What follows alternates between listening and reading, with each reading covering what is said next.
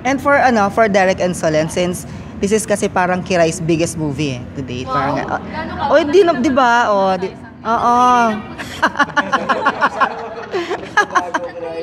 Pero pag pinansin nyo, 3 eksena lang pala. Palaging transform to sila. Hinawit lang pala. Paano yung support nyo to Kirai's movie? Wow, grabe yung ikapagtanong. Actually, Hindi, I mean lang to your career as of now, parang gano'n. kami ni Kirai. Parang, At least may lumalaki sa akin. Diyan nag-uumpisa ako. Huwag ka makulit! Diyan naman pa tayo eh. Wow, iba yun. Mahirap na. Mahirap na. I'm excited for her. Pero yung mukha mo, I'm excited for maging masaya ka naman. Di ba nakapating kayo ngayon? Maging masaya ka, I'm excited for her. Ganon!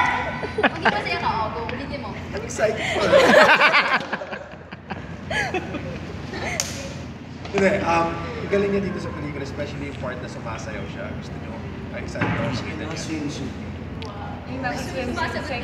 Plunging, may butts. Casual, di ba?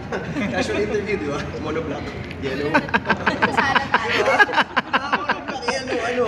Gawin natin. It's about time na mabigyan siya ng because she's very talented and she's very fun. And pag nakita niyo yung pelikula, makikita niyo it's effortless. Like I said earlier, napaka-effortless niya kumante. And pati ako, natatawa ako sa mga eksena na ginagawa namin pag pinapanood namin yung playback.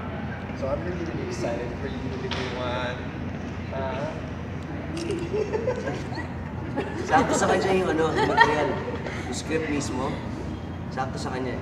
Kumbaga, siya yung, nung binasa ko kasi yung script, parang si Kirai na parang, ay, okay.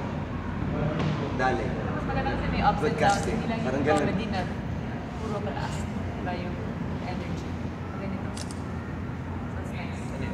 Has flow. It's flowy. It's flow. And we thought this will open new doors for her. And malay mo, magka-pets. Ilang doors?